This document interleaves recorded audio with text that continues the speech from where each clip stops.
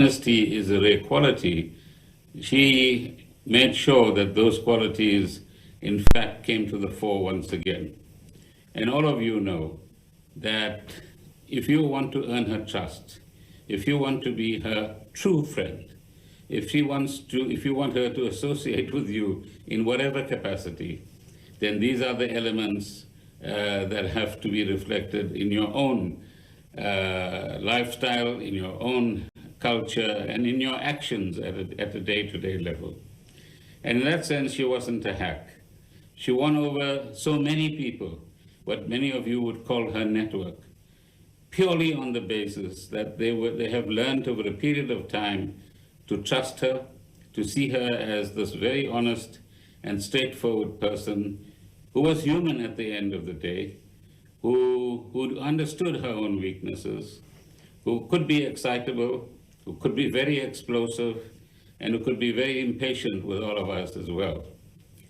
And at the same time, beloved Karima taught us so many things, left behind a new set of standards for us to pursue and to judge ourselves and judge others by a set of criteria that many would like not to see in our society. So as we say farewell to her, let us celebrate those wonderful qualities. Let us recognize that with those qualities come human weaknesses in every one of us. And it's the daily tussle that we fight internally and externally as we walk this road towards a better democracy, a better life, a better South Africa. Hambagash Karima.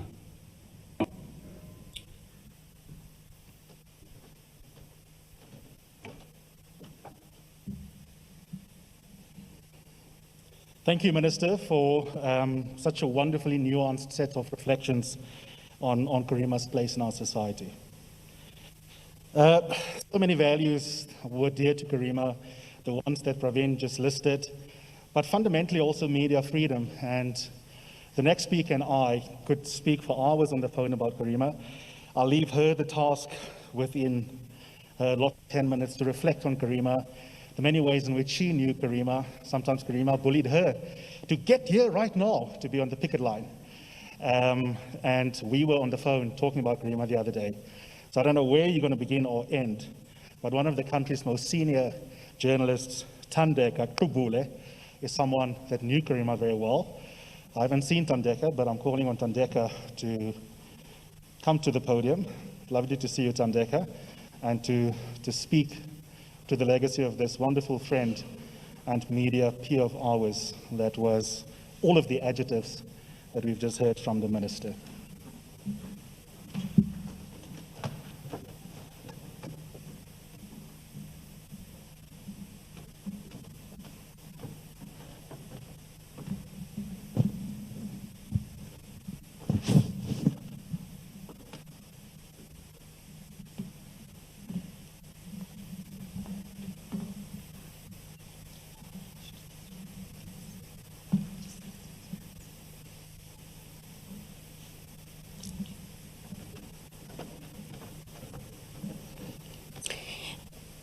They said that we were 8, us the SABC 8.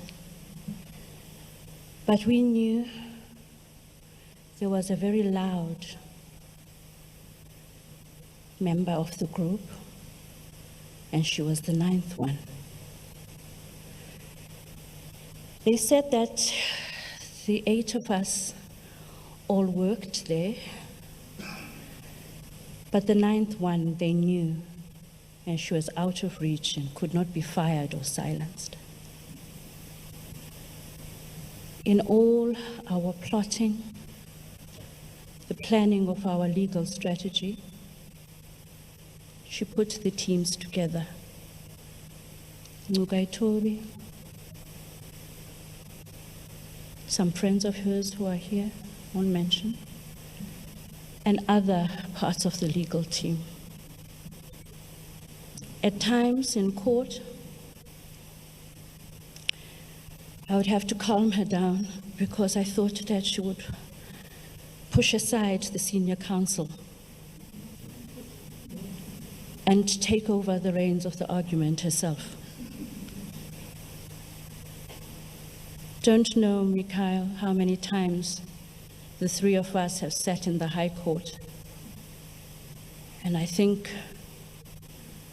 in this battle for media freedom, which is far from over, when I next find myself in the High Court, I will find myself haunted by the two of you.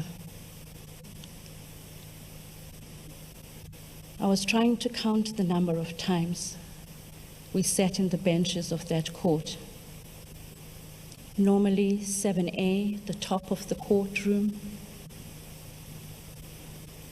One time, I think Miponi was there on that occasion. Andile Mngxitama and the ladies with whom he had attended the court hearing.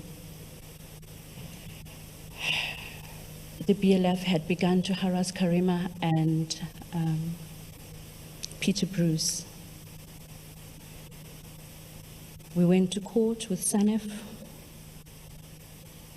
The ladies started kicking Karima in court at the back. Karima always accused me of being too polite or being downright timid. So I turned around in the only way I know how. I was seated next to her and I asked Andile, I said, Tatu Mngxitama, cela uyeke in Xhosa, so that if I said it in English, she was going to pounce on me. So I said it in Xhosa. So, no, please, can you kindly ask these people to stop doing this? She just faced forward and didn't react. And I realized later, outside, that she had not forgotten what had happened inside, because it went viral. Now, I can't repeat the words here that Karima had to say for her, but as you can imagine,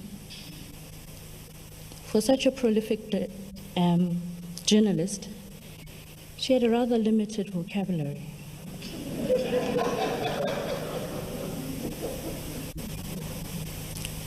I was happy to discover when I visited the house and spoke to her sister that her sister too thought the way I did about Karima's limited vocabulary, that Karima thought that the F word was an adjective in the English language,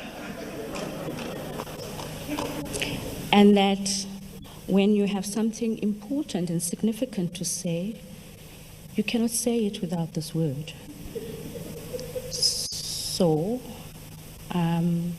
Karima let rip on the BLF and said some things about them that really cannot be captured now, but fortunately, in the spirit of freedom of expression, these were captured and went viral soon after the court case. Then there was the instance when Karima phoned me at work to come to the police station where she was laying a charge against certain red-type revolutionaries. Where the F are you?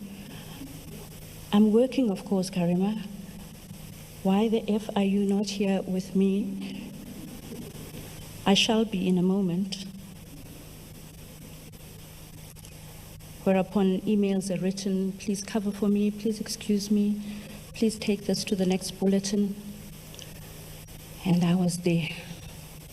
I realized that this treatment is not reserved for me, because when we were sitting laying the charge and Karima was having one of her inimitable discussions with the charge office police, Karima phoned the head of police in this country. And again, her special vocabulary and explosive adjectives were used, and sooner rather than later, a senior official of the police was with us. And the charge was duly opened, and the case proceeded to the court of the IEC, and later Michael and I were able to enjoy the debate in the High Court and the subsequent victory. And they came on air to explain Karima's cause.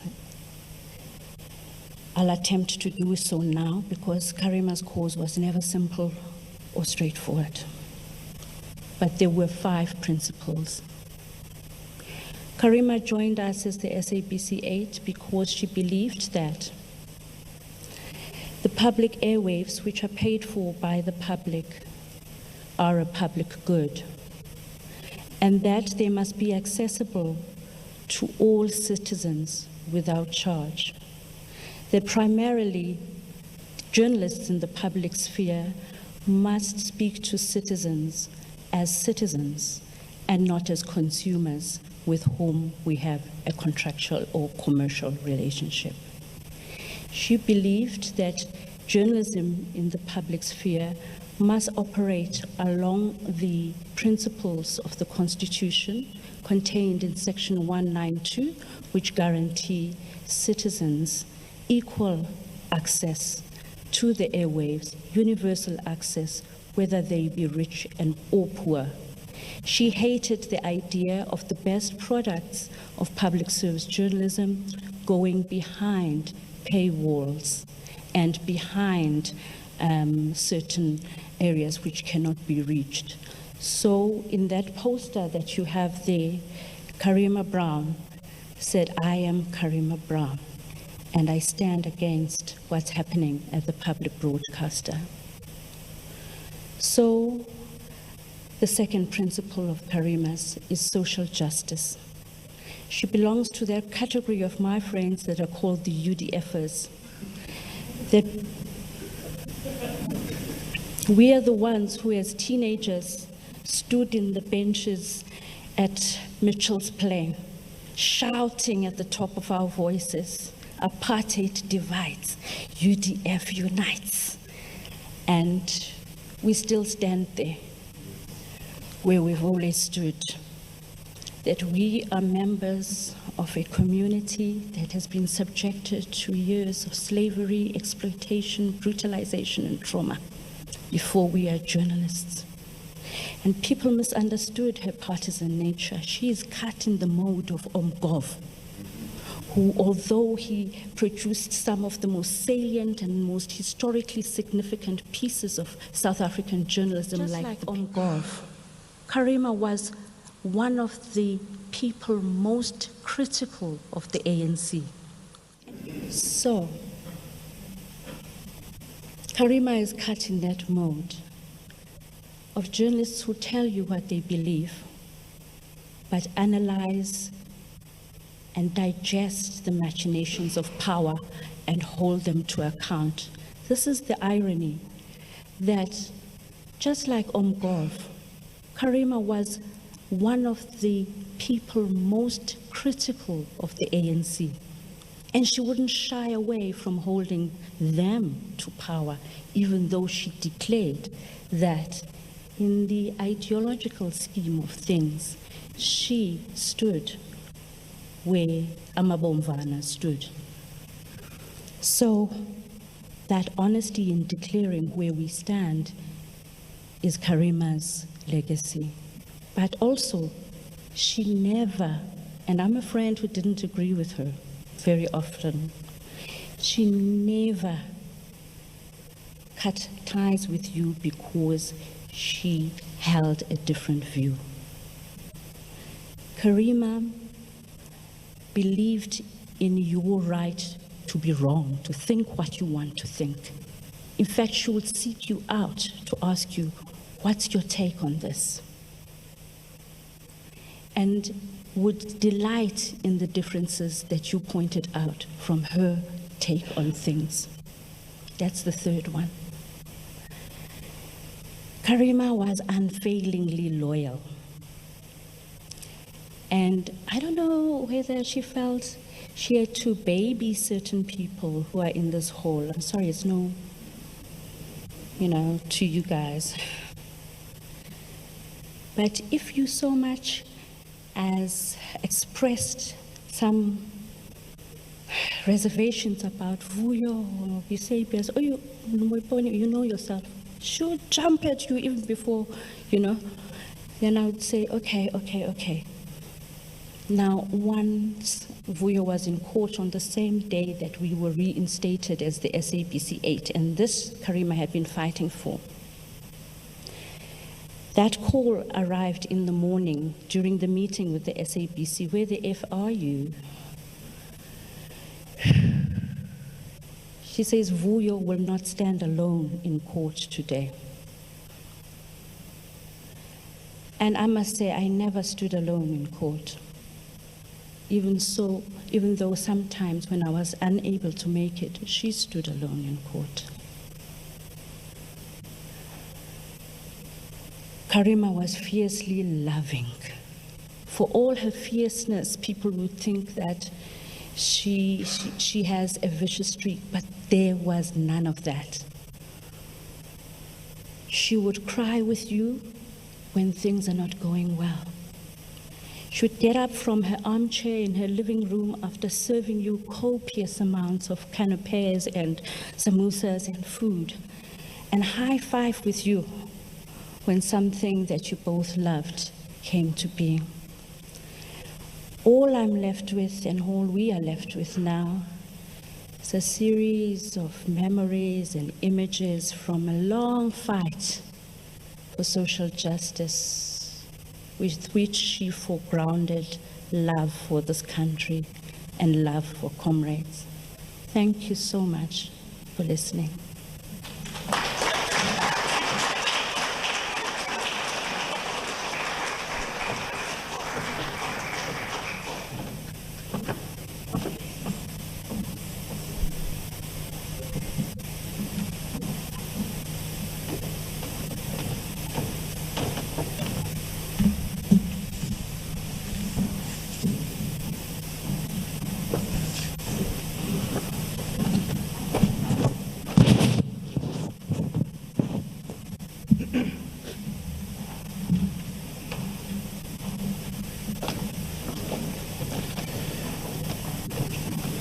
I was just saying to Tandeka, I'm pretending that Karima's still alive. So I sent her a message.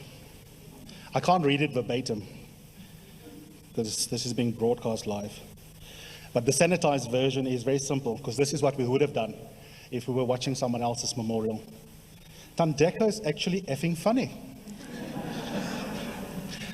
One person who knew Karima extremely well is Peter Bruce, who was another person who was incredibly funny. In that British kind of way, if you're watching Peter. And one of the best political teams in this country was under his leadership at this day. I started my career there. If it wasn't in a sense for Peter employing me as a lightie, I would never have met Karima. And like many of us, our first encounter with Karima was with that business day cough. The dry cough was the first thing you heard when you entered the business day open plan section. And they, exactly as Tandeka said, I think there was tension in every relationship Karima had, including within the workspace. But differences were not as important as strategic alliances and getting on with the job. And I've had the pleasure of watching each of these pre-records. So unlike you, I've had a sneak preview. It's just absolutely stunning, for a treat. This is one of the country's most important journalists, former Business Day editor, Peter Bruce. And here are his incredibly generous, but not over the top, because Karima and I hated over the top memorials, but a really generous set of reflections. Let's have a listen to Peter Bruce. Hello, and thank you so much for inviting me to be part of this farewell to, and I'm sure the celebration of Karima Brown. I can't quite remember when Karima walked into my office. I was the editor of Business Day. Robin Chalmers was the deputy editor, and to my great good fortune, subsequently became my wife. And I only mention her because my clear memory of the interview is that Robin and I and our managing editor, Pearl Sibalau, interviewed Karima for the job of managing editor on Business Day, of political editor, I do apologize. And interviewing her was a little like standing behind a jet engine just before it gets switched on. And when it does come on, when Karima started talking, which lasted for about an hour, non-stop, it's like having your hair blown off. You get blown down the runway. And I know that when it finished, I had learned more about South African politics than I ever did anywhere else. Not only that, but the weird thing was, and Pearl remembers this, and Robin, that Karima was, in a way, in control of the entire process of her hiring. She was interviewing us, not the other way around. We just were left with the absolute conviction that we had to hire her, and what an adventure that turned out to be. First, she arrived, and then within what seemed like a couple of weeks, we'd hired a whole new staff of political journalists. Amy joined, Hajra joined, then Vukani. It was a wonderful time at Business Day. We had that extraordinary thing for newspapers, which was a relatively happy newsroom. And a lot of it had to do with Karima's arrival. And you'll all know what I'm talking about. She knew everything all the time. She was almost never lost for an explanation or an argument. She got Business Day the most unbelievably difficult stories and important stories. Foreign correspondents at the time, people who worked for American, British, European newspapers, Asian newspapers, used to tell me that they always read Karima first because they trusted the fact that she knew what was going on, which is why we hired her. She answered, the one question you always wanted to get answered by your political editor in a newspaper, then and now, because it isn't answered, is what on earth is going on inside the ANC. It's a little like trying to explain what is going on inside a secret society or the old Soviet Kremlin, where you could make a whole story out of who was standing to the left or right of the leader at a parade.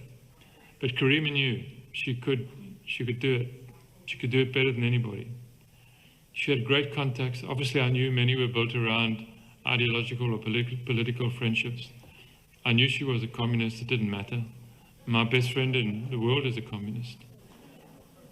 What matters was she was a journalist too, and she was a really good one.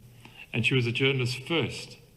And I know that because I used to get to test it. She'd come into my office at about 4 in the afternoon with just the most fantastic story. But she couldn't print it because somebody had told her in confidence that X or Y, or this person or that person was going to get fired or moved or made a minister. But, she had to sit on it for a few days. And my job was to get it out of her now, right then. And our relationship was brilliant because it revolved so often around me squeezing information out of her that she didn't necessarily want to report just quite then. And we would always try to arrive at a sort of happy medium where what she was writing didn't quite betray her sources or let them down in any way, but nonetheless would give us something really good. I would fight for clarity at the top of the story. She would fight for the little caveats and explanations that she needed to stay in the story down below. And we tried wherever we could to make sure that that worked perfectly. She was such a pleasure to edit. She might have intimidated people, but she always had a story. And even when she didn't think there was one, my job was to get it out of her. And she always made it really easy to do that. She always welcomed me into her writing process. And it was it was a real joy. I really loved working with this woman. She made me feel much more important than I was. And editors tend to live closeted in their office, and she would draw me out into her world, which is the newsroom. Karima was one of life's great rewards. There's no question about it. I remember, besides all the joy and the laughter, I remember the cough. First time I heard it, I almost called an ambulance. I remember the loud chats, though. Having said that, Karima could also whisper a lot. I remember when we ran out of money on our editorial budget, she was so desperate to get to a conference, a meeting of the ANC in the Free State, take a few people with her. I remember paying for it out of my own pocket. an extraordinary time it was. And, you know, she would deliver. She came back, she had a story. She never, ever, ever came back empty-handed. The only time I think I ever was angry with Karima was when she decided to leave Business Day and go to the New Age, which of course we know what happened there, but at the time it was really hard to say goodbye to her. We missed her. I missed her as a friend, and I was really going to miss her as a colleague. But typically, you know, she called up a few months later after a lot of things had happened, and she just said to me, "Are we okay, Peter?" And I said, "Of course we are, of course we were." Fast forward to the last 5 years, and we've been closer, I think, than ever. You know, when my house was targeted by the BLF in Johannesburg, the first friendly face to come screaming around the corner was Karima Brown. I could have cried when I saw her. She laid into those people like nothing you've ever seen in your life. I mean, it was just extraordinary. And Mikhail, your mum, you know this. Your mum was just such a fighter. She was magnificent. She screamed at them. She screamed at them in ways that I can't possibly repeat at an occasion like this. And when they shoved her, she shoved them right back. I remember when it was sort of over, we left them all in the road and went inside to the house and had a couple of stiff whiskies together. When she started the fix at ENCA, she invited me on to her show as a sort of co-anchor. By that stage, I knew my place, and I was so grateful to her, because at that stage, age was beginning to chip away at my confidence a little, I think. And she really gave me a boost when I needed it, and I was really grateful to her. She would sometimes also include me in her radio shows for Radio 702, and that was also great. Her meetings with the ENCA management were sometimes so harsh. You kind of wanted just to leave the room. Karima, please, please, you know, lay off. Oh, God, what a person. I wish Karima's mum and dad were still here so that I could tell them what a great job they did bringing up their girl. She was just a champion, a great friend. She had a passion and compassion in equal measure. She was the best of us. I know this for sure. I'm so sad she's gone, and perhaps particularly the way she's gone. Her passing is a political event, because you have to ask, who will replace her? You know? She got into trouble just before she died for asking the same question about Jackson and Mthembu, and she was right to ask it. She was the journalist first, always. Who will replace her? My WhatsApp messages with Karima are now a treasured possession. A political education, my political education, frozen in time in one place. I'll never ever delete them. I'll always go back and read them. There's so much there.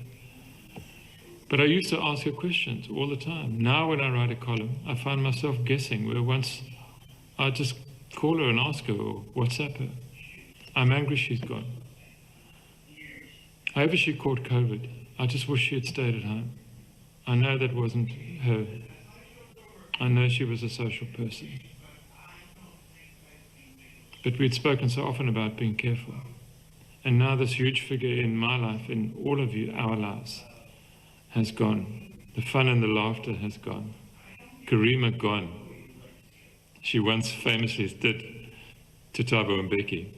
I stumbled across my only copy of that celebrated Karima Brown special edition of The Weekender when I was sort of packing up to leave Johannesburg in 2019. I was still appearing on the fix with her, but we were coming down to the Cape, Robin and I. And I found this copy and I thought, I've got to give it to her. And I took it in one Sunday. And after an edition of the fix, I gave it to her. And the look in her face was a joy to remember. If anyone finds that edition and doesn't want it, please keep it for me. It says everything I want to remember about Karima, about her as a journalist and a friend I want to hold in my heart.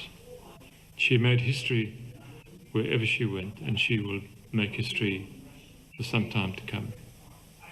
Bless you, you wonderful, wonderful woman. Thank you so much for everything. and go in peace.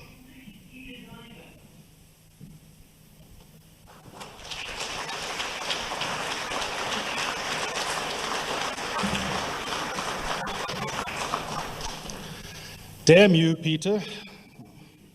I was supposed to be in performance mode for 2 hours, which is very hard. And if you're not teary-eyed, maybe I can induce it with 2 minutes of that opening montage.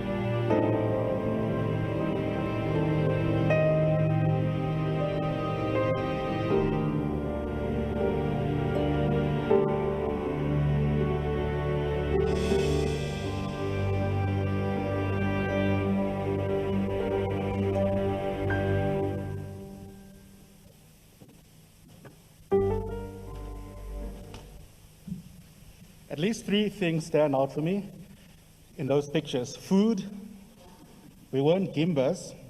In Santon, we call it foodies. The second is laughter. Karima's always smiling. And the third is that, like me, she had a complicated relationship with her body. We didn't like our bodies. That's why I'm not wearing a suit, but one of these Madiba shirts. Karima struggled with her body. And one of our first bonding sessions was trying to lose weight by going to Sure Slim while we were at business day, which didn't help because we loved eating. But that's not the third thing about the photos. The third thing about it is that she was actually very beautiful. Really, really beautiful. And I think as we render her complex, one of the most simple things about Karima that's worth just acknowledging is aesthetically what an absolutely beautiful person she was. Okay, next up, I know it'll be very difficult for you too, is a dear friend of Karima's. I won't say much, Tyron.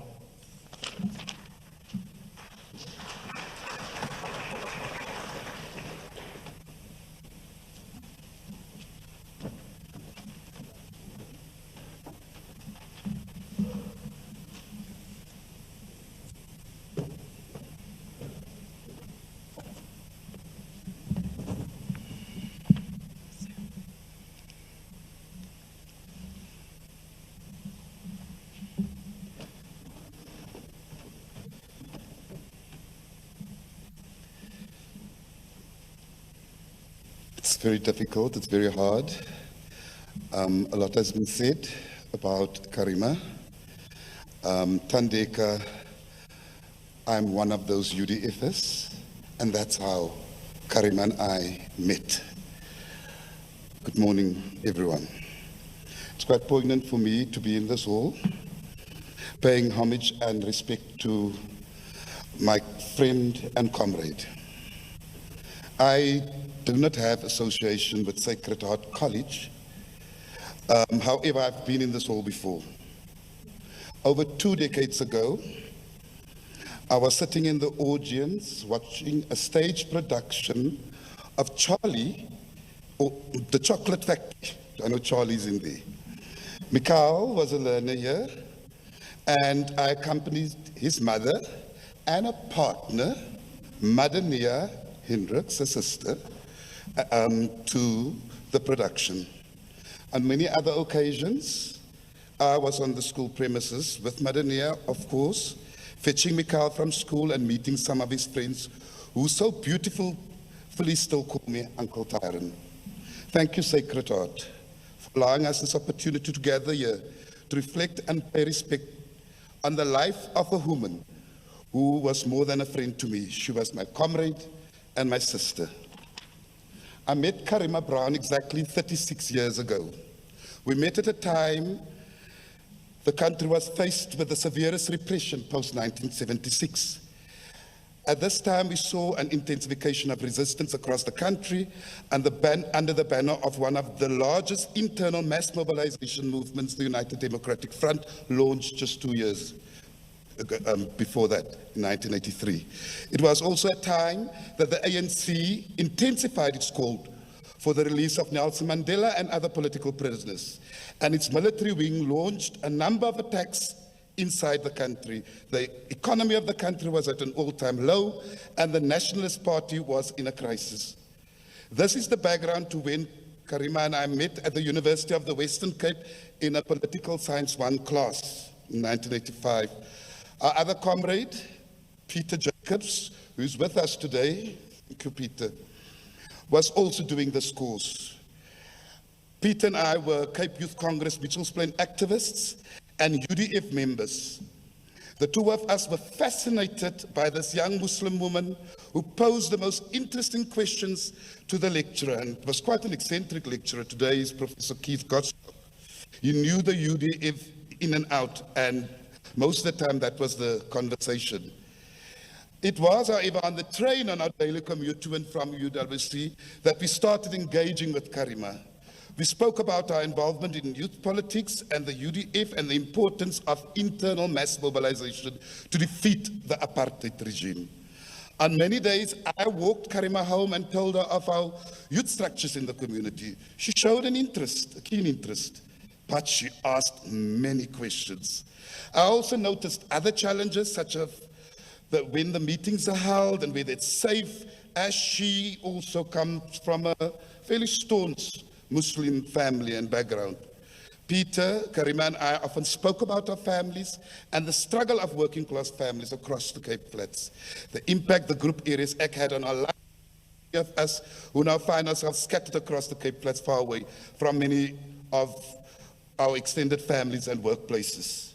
We introduced Karima to other youth comrades, and soon she joined one of the local Mitchells Plain branches of the Cape Youth Congress.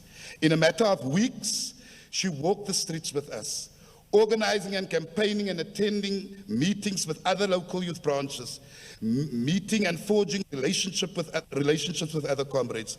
It was also the time of Dr. Alan Busak and the many, many mass meetings we helped organize and attended. We attended funerals of slain activists in townships, got involved in some worker struggles. It was also a time of extensive door-to-door work, distributing pamphlets and putting up posters. Many days we found ourselves producing pamphlets and banners at the Community Arts Project in Botswana. On campus, Karima also joined in many political gatherings and soon was one of the active participants in student politics, in particular the local Release Mandela campaign activities. Karima, Peter, and I soon became known as the Three Musketeers from Mitchells Plain because we were always seen together. In June 1985, we saw the brutal murder by the notorious security branch of Fort Kalata, Matthew Goniwe, Sitelo Mslauli, and Sparrow Mkonto, commonly known as the Cradock Four. We attended that funeral a month thereafter in Cradock, and our resolve back on campus was to heed the call of the President of the African National Congress to make South Africa ungovernable and to make apartheid unworkable. The line of march after this funeral at UWC was clear.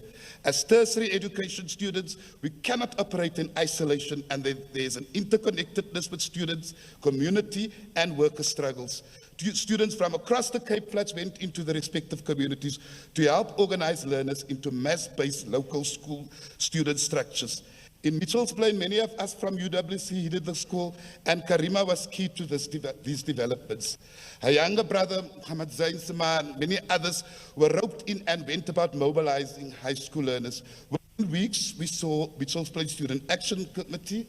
It was the precursor to the Mitchell's Plain Student Congress, the umbrella body of Mitchell's Plain High School students. Here again, Karima Brown played a critical role. Many progressive teachers supported these actions. We saw Mitchell's Plain learners from all high schools in protected action with the apartheid riot police. The riot police during this time was relentless, and this led to many arrests, detentions, injuries, and deaths of many students and community members. By August 1985, Karima experienced the first arrest. Together with 5 other comrades, we were arrested at one of our regular meeting places doing silkscreen posters in preparation for one of the mass meetings to be held in the community. The events led to the involvement of a family. Her late dad, Ahmad Simar, his wife Rushda Simar, together with other parents, organized themselves to support the victims of violence and their families. Together with the Detainee Support Conference, they formed the Mitchell's Plain Crisis Committee aimed at supporting families affected by the ongoing violence and detention. Comrade Ahmad and Rushda became lifelong activists and stalwarts of our liberation movement. It was also during this time we saw Karima emerge as a fierce, unafraid, and deeply committed to the cause. A comrade of ours that I'm very close to, whose house Karima, Peter, and I often frequented, described Karima in a Facebook post a few days before her passing as follows. Karima Brown is on my mind. I have 2 pictures in my mind of the young activist. One is Karima outside a church in Rocklands, picking up a stone and throwing it with all her might at a passing police van.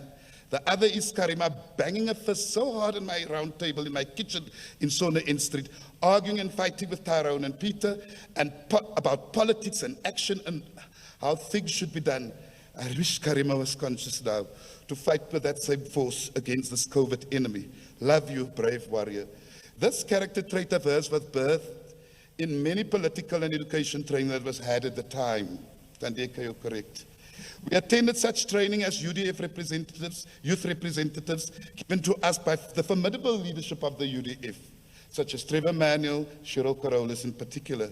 The late Johnny Issel, then a band person, also saw potential in some of us, and we reveled just being in his presence and for his political lectures and linking our struggles to struggles elsewhere in the world. We learned about the Palestinian struggle.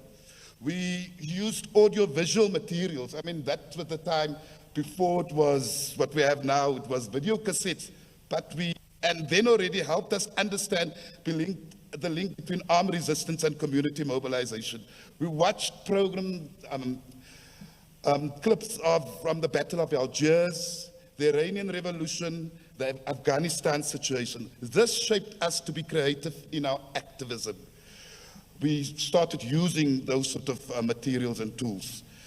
We became aware of the triple oppression of women in South Africa. Why gender should at all material times be placed at the center of our campaigns, and the importance to practice intersectionality, way before it became a popular buzzword in activist circles that we hear today. Another young student leader of the time, Chantal Hoffman, a student activist, said the following: I'm still battling to find the words to express my disbelief and sadness at the passing of Karima Brown. Where does one begin to aptly describe this warrior woman? Stood firm in her beliefs and spoke her truth to power.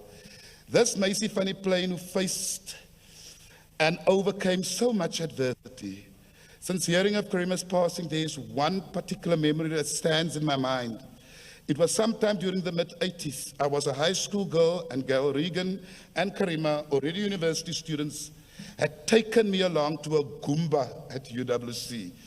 For my generation, it was our entertainment, no nightclubs.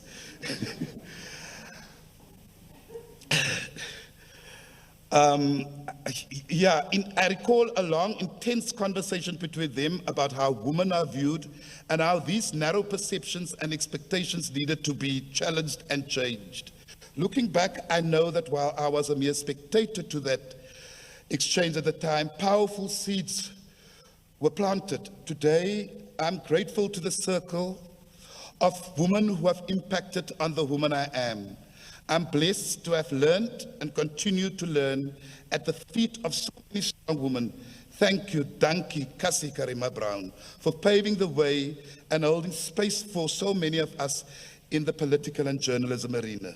Respect, rest in power. We also read books and banned literature, and our local Keiko Mitchell's Plain Leadership also continued with these trainings, taking us away on youth camps or other political training sessions. This training, whether in theory or producing media materials, saw quite a few of Mitchell's Plain comrades post-1994 not active in politics, but rather as civil servants, working for the new government, or they find themselves in trade unions, NGOs, or as professional media industries, such as print and radio and broadcast. The closest Karima came to working for a government entity was the SABC. She never worked for any state entity. Karima was one such person who at the dawn of democracy found herself working as a producer at an Afrikaans language radio station, I think Radio Sonder Grense. One person who also left an indelible mark on the ideological thinking of Karima was a training given to us by Jeremy Cronin, the former Deputy General Secretary of the South African Communist Party. The works of the Italian Marxist philosopher Gramsci and his theory of hegemony, Karima found exciting, and she would often in conversations and debates use this theory as a reference. Peter Bruce is correct, that she was a communist. It was also during this time, some of us got involved in liberation work that could mean severe torture, life imprisonment, or death. The political and military underground beckoned. We did not only want to sing as the song "A Volunteer for MK, Why Not You?" We wanted to live it and experience it. Unbeknown to many, Karima was one such person who volunteered. She was politically conscious, disciplined, and willing to work that for many could lead to your untimely demise. I don't wish to elaborate on this further. It's very painful. But all I can say was that she was disciplined in all aspects of this duty. She was part of the military underground and a disciplined cadre of Umkhonto we Sesame. There are people that can attest to it. I myself can attest to that. She, however, suffered a 6-month detention under the notorious Section 29 of the Internal Security Act. In 1988, Karima had the attention of the political underground and the national leadership, and her discipline and skill was recognized. Karima was afforded to represent South Africa at the United Nations Conference on Youth, calling for the release of Nelson Mandela and political prisoners. In 1989, Karima and I and many others filled the old FNB Stadium, welcoming the release of Walter Sisulu and other Rivonia trials. A few months thereafter, we celebrated the release of Nelson Mandela. Sorry. So that is the background and the context. I hope I still have time, Eusebius. Am I done?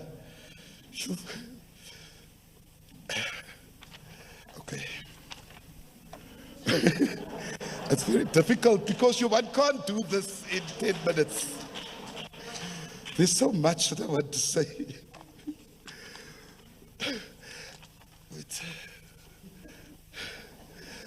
Ours was also a special type of friendship.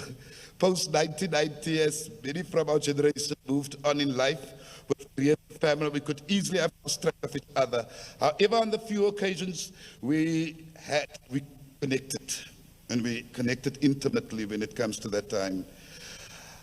COVID impacted also on these friendships. This made contact difficult, but with social media, we were able to, on a daily basis, talk about life, our challenges, our health, fears, and what makes us happy.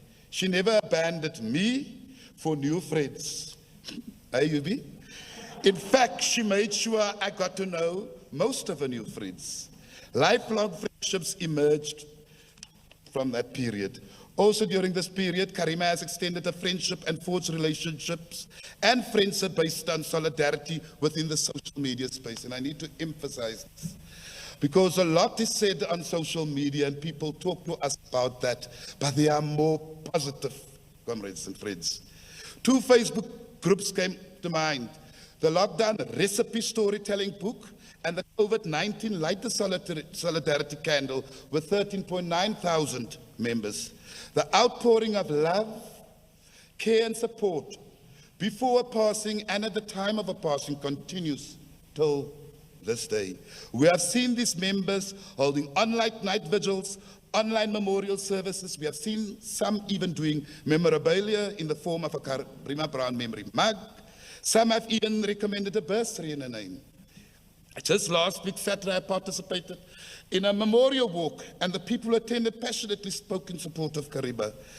On many other platforms, people talked of a style of evidence-based and accountability journalism, and mostly from journalists, and these people were foes in the professional space. But that is, they spoke quite truthfully about who she was. Many also spoke on the various platforms of her appeals for care and support and social solidarity.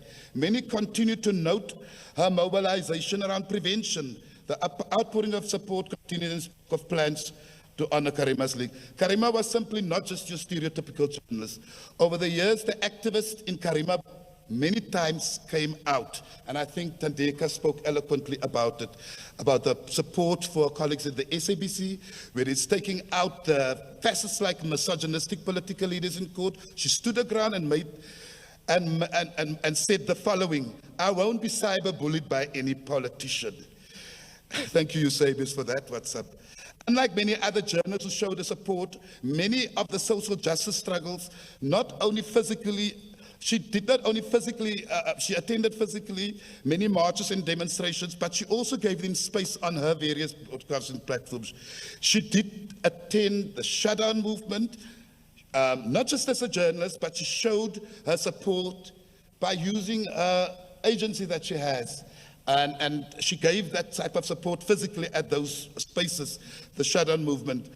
When the young boy at the Johannesburg Elite School died at the school excursion, and the school tried not to be held accountable, Karima, together with her son Mikael and others and a few other activists, thank you, Vanita, showed their support to the families. She also gave voice to rural communities. Her development communication came to the fore, especially when she did a talk radio show on 702. A case in point is the struggles of the Kolobeni community from Eastern Cape and their struggles with senior government ministers. There are more such examples, and I'm sure some of other colleagues and comrades would gladly provide their personal anecdotes. Okay, people spoke about Karima and her love of food. On a lighter note, as with the rest of her family, they love food.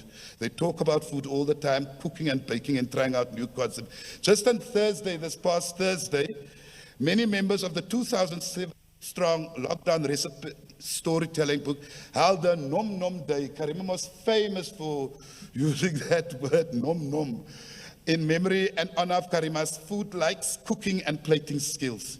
It was such a joyous occasion to be so overwhelmed by this care and support. I'll conclude now. To the Samar family, thank you for allowing me in Karima's life when we were all so very young.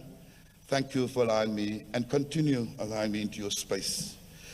Zain, Madania, Rushda, and the rest of the Samar family, be assured that we will honor the legacy of Karima. I will personally help in this regard. Mary, thank you very much for being a partner in Karima's journey. You were not just the helper at home, you were also the security, but you also became a close family friend. You are family. To Mikael, be assured, young man. Uncle Tyron, with every fiber of his existence is here for you. Child of my heart, your mom would refer to you. To the colleagues and friends of Karima, she has run a race and she has run it unapologetically and with distinction. The baton is being passed over to us to continue her exceptional legacy. So long, my sister and comrade. You will live in me, you will reside in us. To quote Helen Keller, an American author and disability rights advocate and political activist, what we once enjoyed and deeply loved, we can never lose. For all that we love deeply becomes a part of us. Thank you.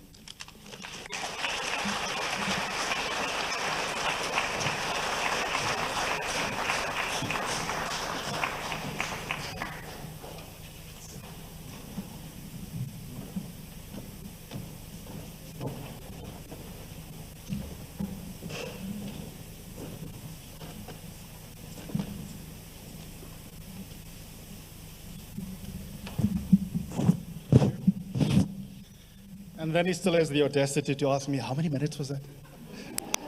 10 minste 20, Tyron. He's the only one that will be allowed to go over. We're going to keep it tight. The MC in me is coming out. But the reason he was granted that grace is at least twofold. He is really special in Karima's life in ways that go beyond what you heard, and what you heard was brilliant and textured. And like many South Africans who aren't nationally known, but have played an important role, it is the Tyrones in our communities that do important work that often are not lifted to the surface but are in the background. And you don't have Karima without Tyrone, a whole chapter in her biography. The second reason is, and I was messaging Faith Daniels about this while Tyrone was speaking, and I do want to underscore this point. When it comes to certain kinds of people in the world, especially white men, this is your CBS's race politics coming out, we render them complex. You will have 2 volumes of biographies. The early insert famous white person, the later insert famous white person. But when it comes to black bodies, they are rendered one-dimensional. Karima didn't fall out of the sky in the late 90s with a job at the SABC. She is imbued with complex social and political life and narrative and biography, and that's why that speech from Tyrone is so important, because it embeds her within the social and political structures that give you a sense of what drove this person that eschewed the idea of neutrality in journalism.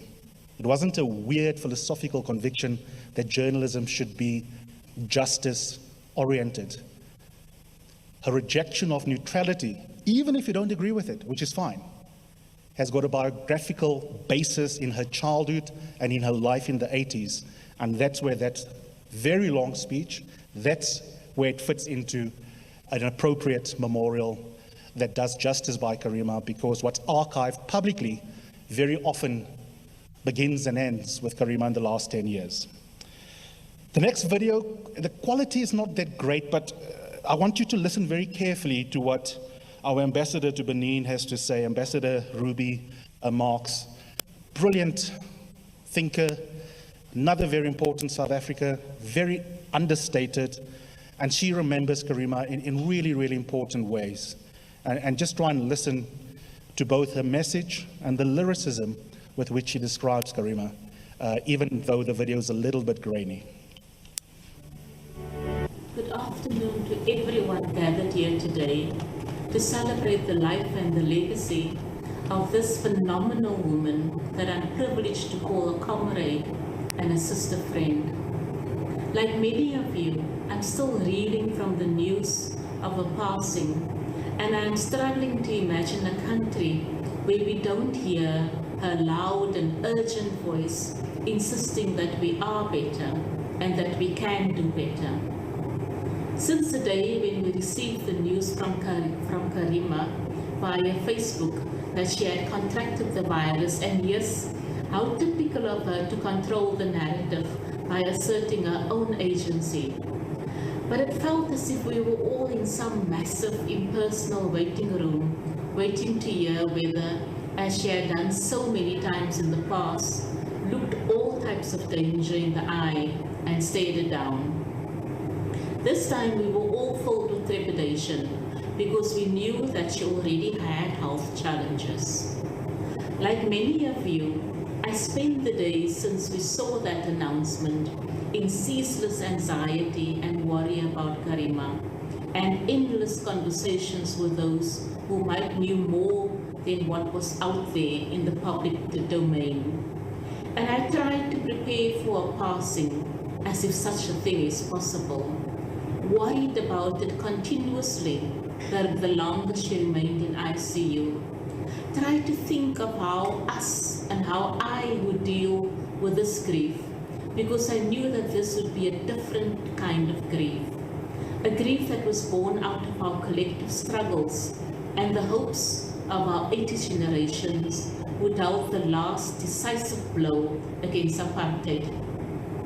But of course the preparation didn't help, because grief still seeps through crevices of waking and sleeping and the ordinary mundane of your life. And you try to flow with its ebb and tide as you contemplate our personal and our political landscape without her.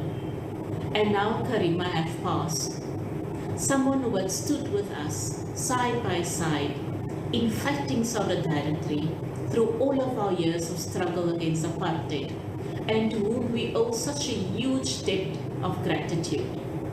And Karima lived the truth uncompromisingly and fulfilled the historical mission to speak truth to power and to the discomfort of many. I recall visiting a friend's mother in Elsa's River on a Sunday while the fix was on. There was Karima with someone or other in the hot seat who was squirming at Araja's sharp questions. The auntie was watching with great delight and suddenly piped up, "Say form, Karima." I don't know if Karima realized quite how important she was to ordinary women and men who was looking and finding a voice that held others to account in her life. In many ways, she reminded me of one of her own great heroes, Comandante Fidel Castro, who had a reputation with his beloved Cuba as a little giant against apartheid. In the same way, Karima was a little giant against injustice, against corruption, against poverty. And she was fearless. But I wonder also if we know what it really took for her to be so brave. I think she knew that if she allowed fear to overtake her, then the journey would be doomed. Because fear is born out of a story we tell ourselves. And so she decided to tell herself a different story from the one that women are normally told. She decided she was safe, she was strong, she was brave, and that none of her detractors, try as they might, could destroy her. And I imagine that she told fear, "Hello fear, thank you for being here. You're my indication that I'm doing what I need to do." And so I want to thank Karima for making us all feel a little braver, sit up a little straighter, talk a little bit louder because of her example. As for me, here's how I imagine Karima in the year after. I imagine Karima with a big fat Cuban cigar in a red convertible. Not that she's smoking. It's just the kind of contrary thing that she would do to blast your perceptions of what a good girl is supposed to do. But there she is, seated next to a smiling Fidel Castro, who's driving the car and popping wheelies in his trademark green army fatigues. Her dad in the back seat, next to Che Guevara. Nelson Mandela is also there, Chris Hani, Howard Tambo, Winnie Mandela, Ray Alexander, and Lenin Ngoyi. And they are all rocking out to Tupac singing "Picture Me Rolling." They are laughing and they are happy because they know they have lived their lives fully and they have lived it well and in service to others and not to themselves. Karima, of course, is leaning out of the window, shouting into a megaphone, something about improving the communication infrastructure between heaven and earth. Her lips are painted the brightest of red, and I think Che Guevara is flirting with her. What a lucky girl. So I want to say on behalf as well of the close to 3,000 members of the Lockdown Recipe Group that she joined very early on, and where she was famous for sourdough loaf, and where hers was such a positive voice of affirmation to all of us. I want to say, we see you, Karima. You are clear to us. Rest in power. You fulfilled your historical mission, and we will cradle your memory and your contribution with compassion and with love.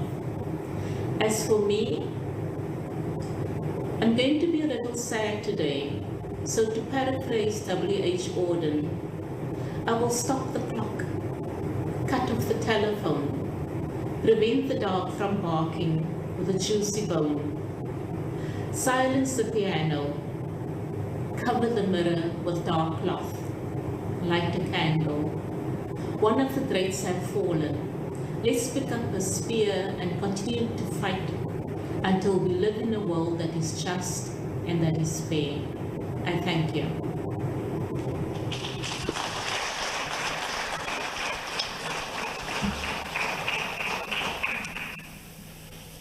Again, our apologies for the quality of that footage, but what beautiful lyricism, right? Incredible from the ambassador. Both Karima and the minister will be very annoyed with me. One of her favorite politicians is Minister Blade Nzimande. He couldn't make it today because fees must still fall, and he has battles to fight. And he wrote the most beautiful tribute for Karima, and he had to. Those two had a very interesting and complicated professional relationship. She was very hard on Blade because she understood his politics very well, and his love of red wine and other things. And what I'm going to do is distribute very widely and publish, Minister, if you are listening, your written tribute, which is really stunning. I'm not going to read it out in the interest of time, but I want to acknowledge it. And I know the Minister wanted to be present, and he couldn't be here. So I'll put it on social media. I'll also give it for free to some of the online platforms. So we'll move on to another family friend that's recorded a fantastic tribute for Karima, Adila Maker. Let's have a listen. Karima, comrade, friend and sister. Like many of us from Cape Town with Malay roots, food was an integral part of who we were and how we socialized, how we expressed ourselves, and how we loved. Karima's passion for food later in life, but food went through different phases. But her passion for beautifully presented gourmet food infected us all. We planned the way we planned food, how we cooked for our families, for friends, and even our fallen comrades was an integral part of our relationship. Hers and my relationship with food started with canned peaches and cream in bed on a Saturday morning.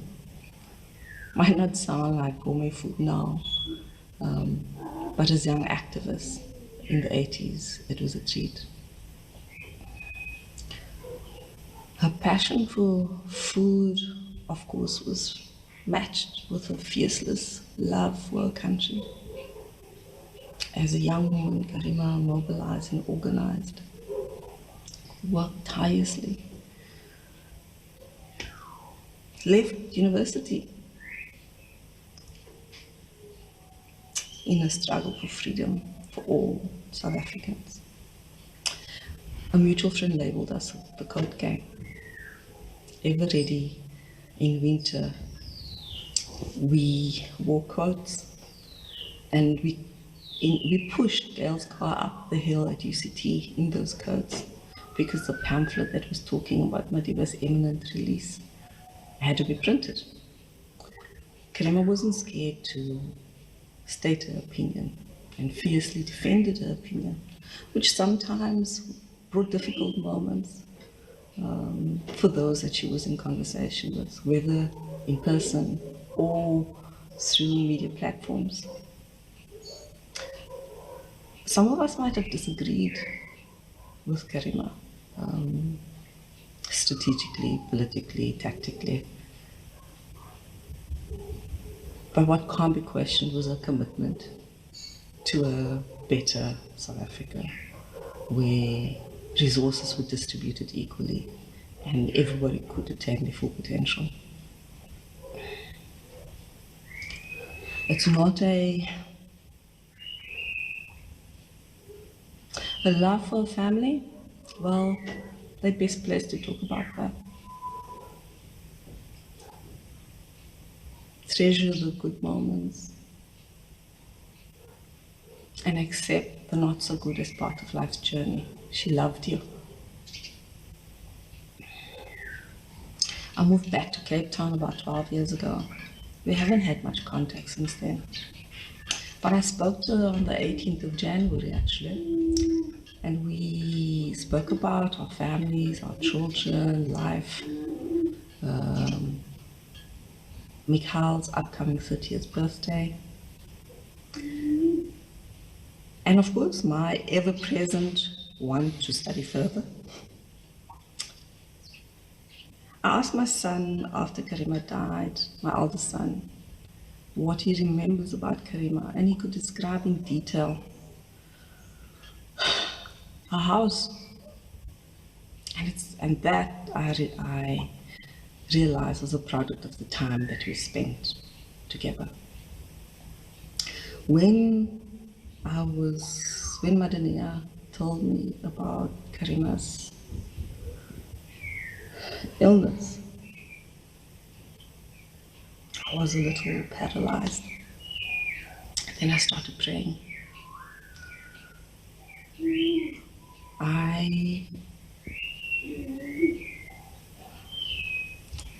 And when the Wednesday before her departure from this world, I was told about her multiple organ failure, I was still praying.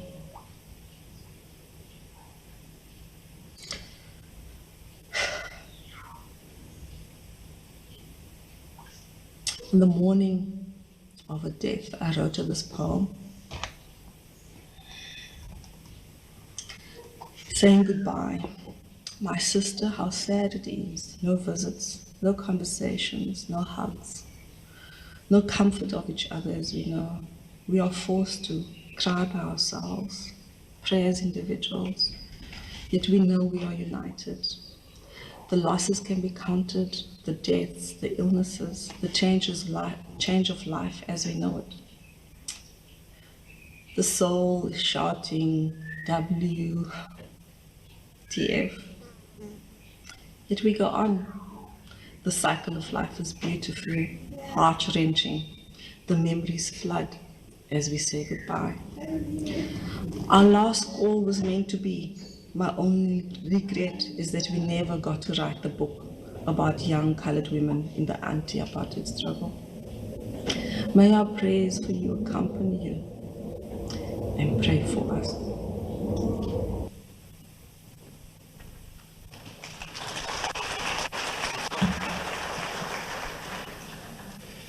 Thank you, Adila. We have a short, but because she's such a beautifully efficient speaker, powerful message from another minister who couldn't be here. And I know Karima would have been deeply honored that she contributed to today's celebration. So here's a message of support and a tribute to Karima from Minister Naledi Pandor. On behalf of my department, the International Relations and Cooperation Department of the Government of South Africa, and my ministry, and personally myself as Naledi Pandor, I wish to express our sincere condolences to the family and friends of Karima Brown. Karima Brown was a consummate professional. I have direct experience of being interviewed by her, and my admiration for her strong research capability was extremely strong. She made sure when you came before her that she had prepared fully for the interview that she would hold with you. But she also engaged with you in a professional manner. You never felt that you were confronted by a journalist who was hostile. It was someone searching for the truth, wanting to know more, and wanting you to provide full and open responses. The accolades that have gone toward Karima since her passing acknowledge that this was a consummate professional, someone we will not forget. I hope friends and family will write her story so that it may be recorded for history.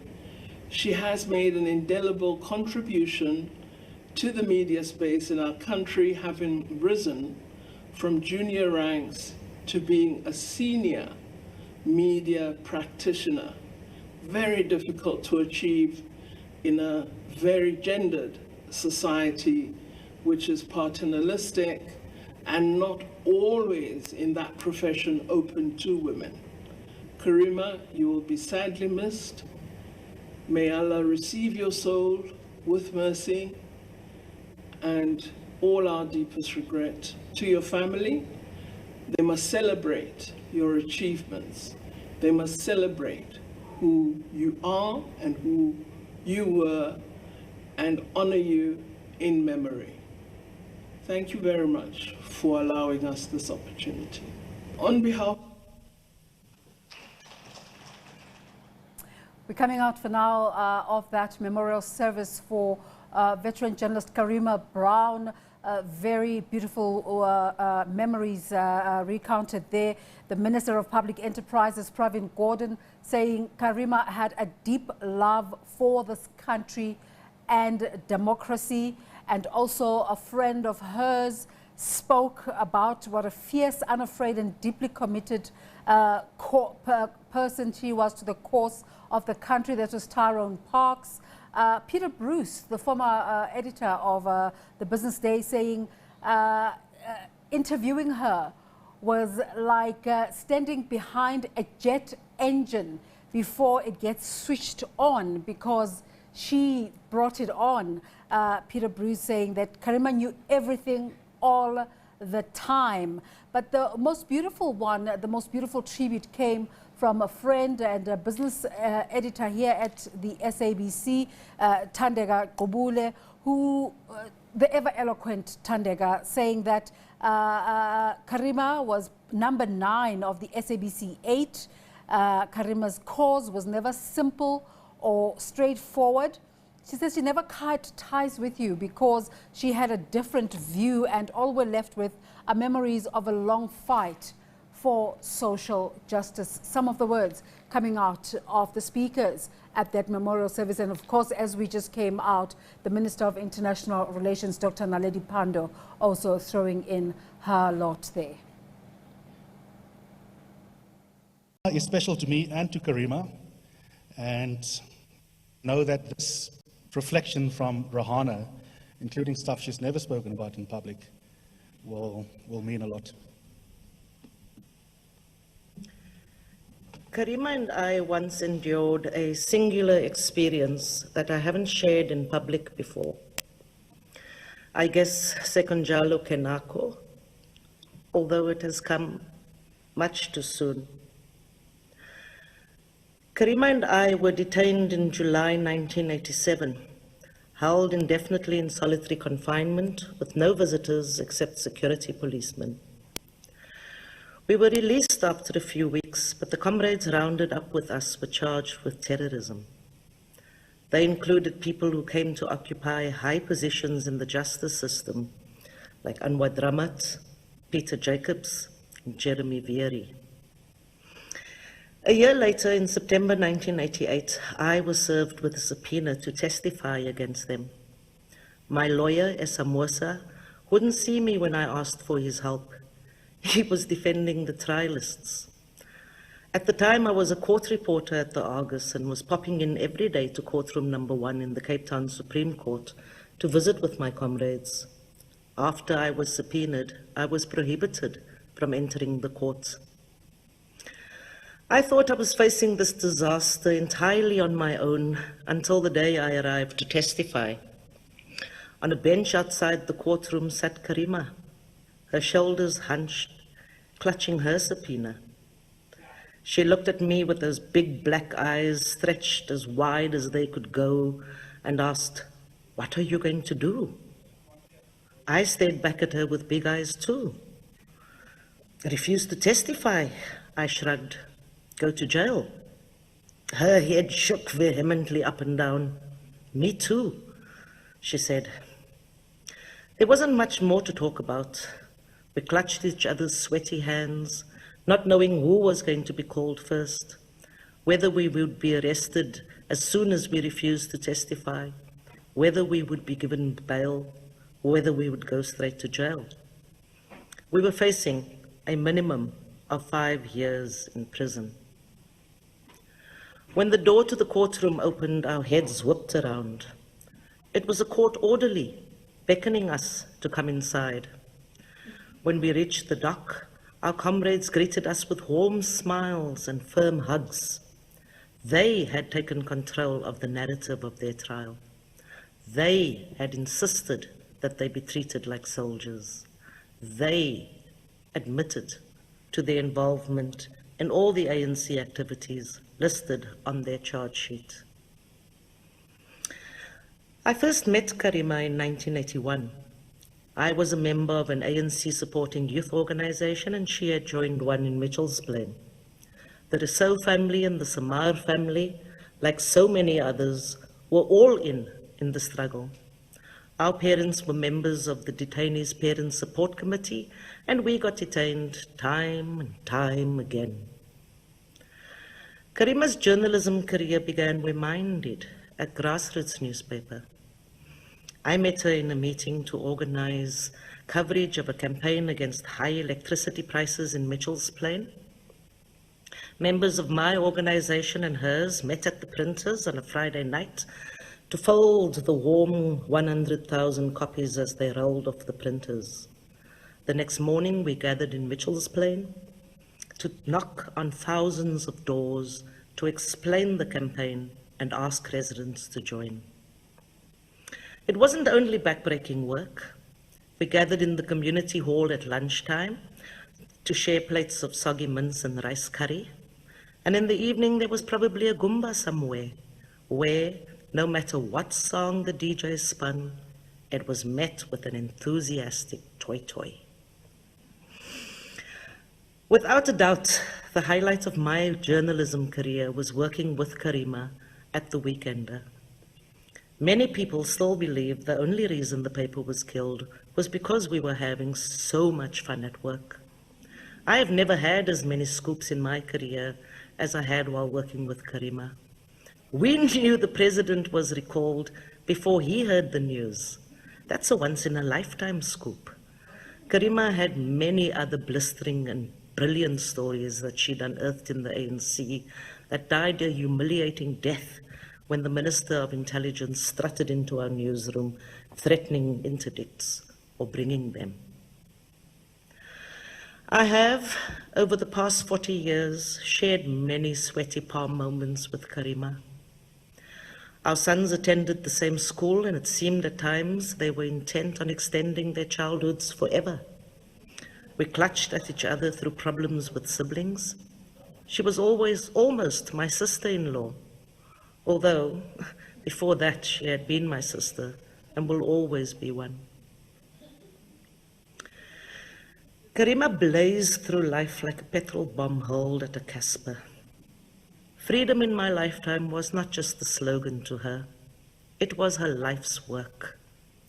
I am privileged that I worked alongside her. I will, I promise, continue her struggle for justice.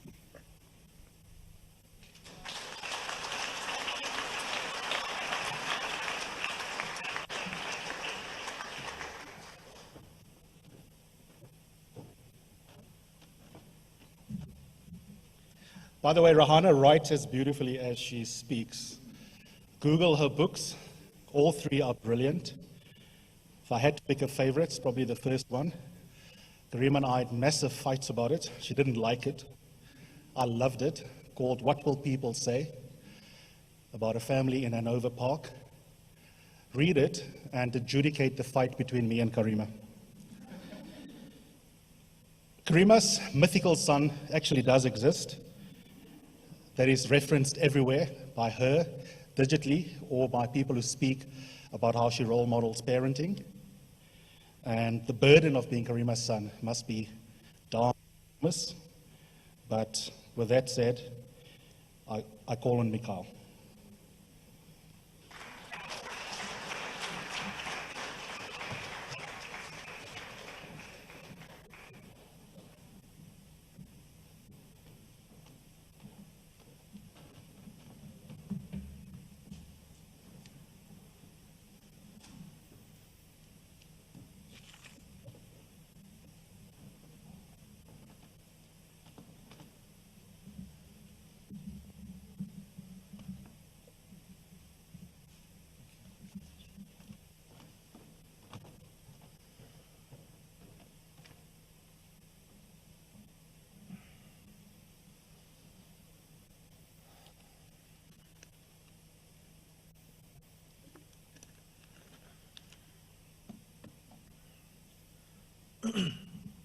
Good afternoon.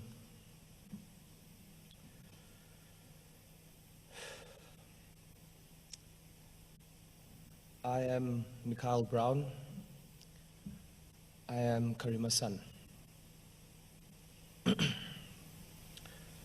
First and foremost, I'd like to thank everyone that has been of assistance to myself and my family through these trying times.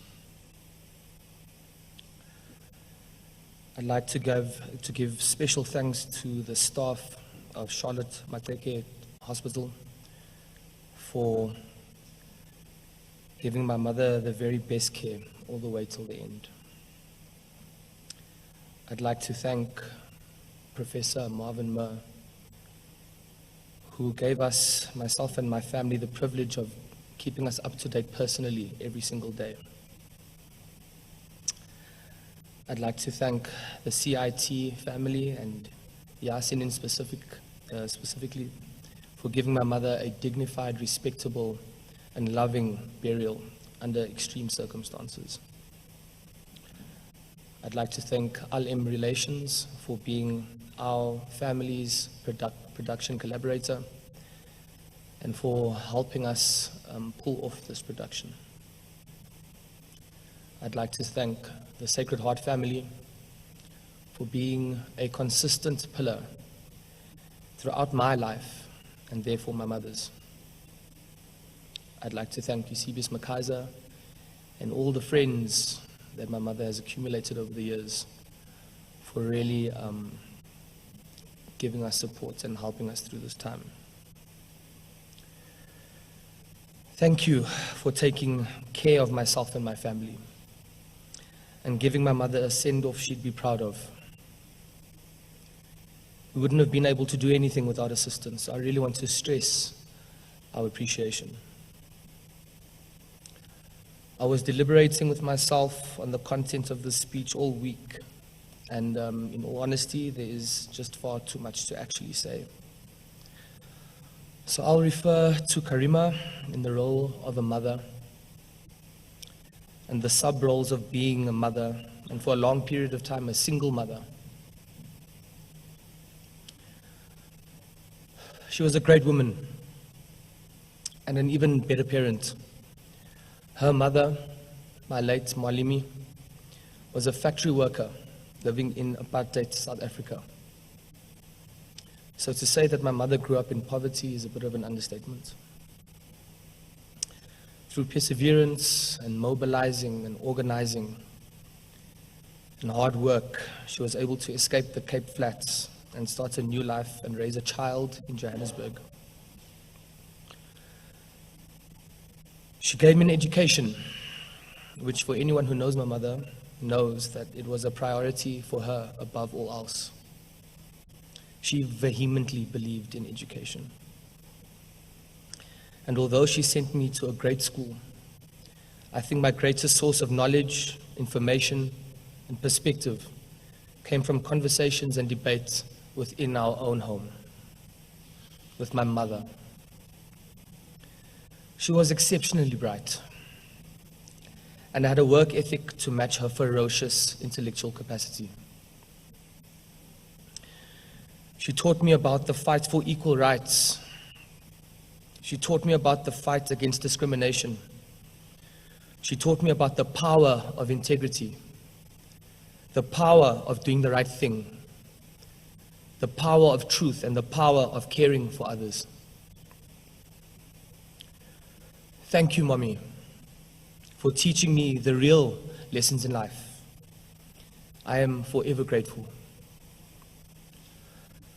Aside from my mother being my own personal varsity lecturer at home, she had many passions, interests, and routines in her life. I want to talk, and it's been mentioned before, I want to talk about her deep, deep love for food, which I understood, and the two of us in the kitchen could really, really cook up a storm. She showed me the right ratios to making an explosive pot of curry. And not just recipes, which to me are a part of her soul, but she gave me my own love for food and my own love for flavors. My mom and I were serial brunch goers. Our favorite thing in the world was to spend a long Saturday having lunch, coupled with gossip, political banter, war stories, and obviously copious amounts of people watching. I will miss this, Mom. I will miss just genuinely hanging out with you. I will miss chatting to her, laughing with her and at her because she was hilarious. Her laugh was the cutest, most infectious thing. And if I'm honest with myself, the fact that I will never hear that naughty cackle ever again really breaks me inside. She had such a big personality, one that genuinely warms the heart and gave many of us a sense of security and comfort. As our friends and family know, our home was always open to them. My mother always cooked for 6, even though it was just the 2 of us at home. Thank you, Mom. Thank you for being so generous and for giving everything that you had. She gave so much. Some would say she gave too much, especially to me. No matter our circumstances, she always entertained and indulged my obscene requests. But how could she not? Her penchant for Oliver People's glasses and Chanel perfume gave me my passion for fashion. We could never have enough clothes. We would have a car out of commission, but there was always enough to quench our thirst for beautiful garments. Thank you for opening your closet and your mind and your culture to me. I hold it deep, deep in my heart.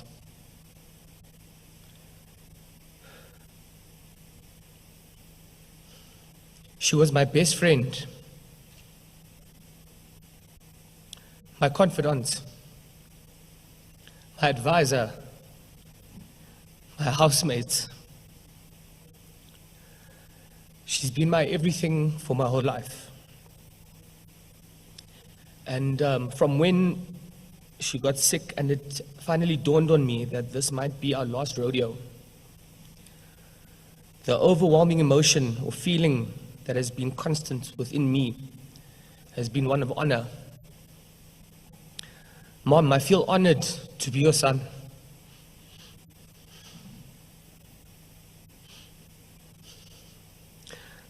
I feel honored to be a part of you.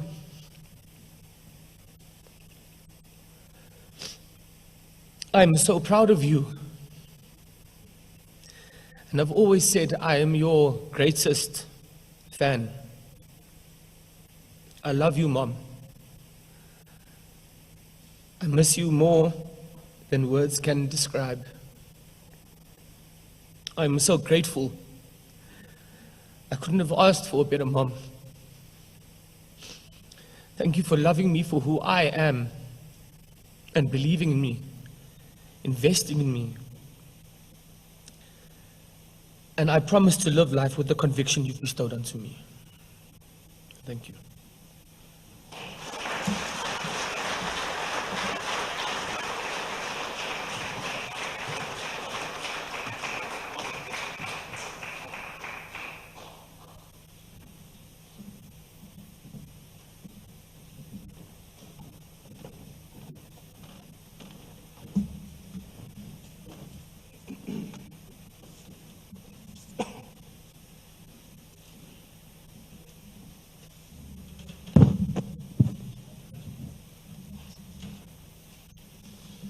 Thank you, Mikael. This is not a made-for-TV event, even though it's being covered. But if you are watching, in the unlikely event that the channels change, as my friend Sakina would say, we continue the coverage on this another platform. You'd be able to watch this on, I think, the ENCA YouTube channel. So that's for anyone who's watching, perhaps at home. If any of the news channels do stop viewing, try your luck on one of their YouTube channels. But we will stay with the program for another 10, 15 minutes just to manage your own emotions and expectations. It's been a beautiful ride the last 2 hours. It's a heavy emotion. And at some point, we need to do other things, like finding food, for example, which Karima would have wanted us to do. We've got one more speaker, and then a really beautiful treat after that, which is partly why I'm encouraging you to just sit tight till the end of the program. Our final speaker is Zain, who is also an excellent journalist. I've worked with him, deep footprints in our industry, different role to Karima. He's behind the camera, but on so many parts of our media, still does at Newsroom Africa. We also thank them for the support they've provided him during this time. And Zain has taught me that Karima's love, Tandeka, of limited vocabulary is genetic. Zain.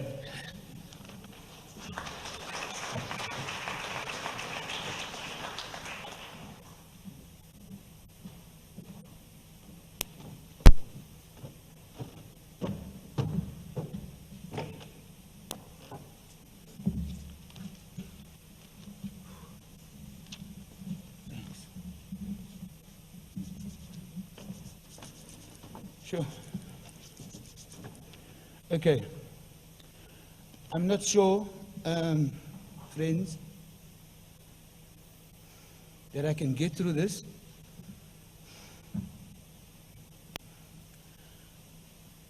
Without crying, so I'm going to ask you to please bear with me. Karima was born in 1967, the eldest child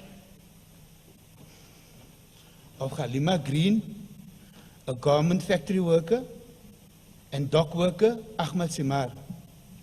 Karima is survived by her son Mikael, my late dad's wife Rushda, and the 5 siblings. That's me, Madania, and my brothers, Ridwan, Aslam, and Zahir, and our families. So much has already been said about Karima's politics and a professional career, and I thank each and every one of you for sharing those experiences with Karima. I want to talk to you on behalf of our family about the sister we lost. I want to tell you the stories of Karima,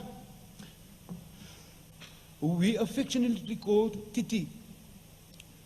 Now, for those of you who don't know, Titi is an affectionate title for the eldest daughter in some Cape Flats families. And she took that role very seriously.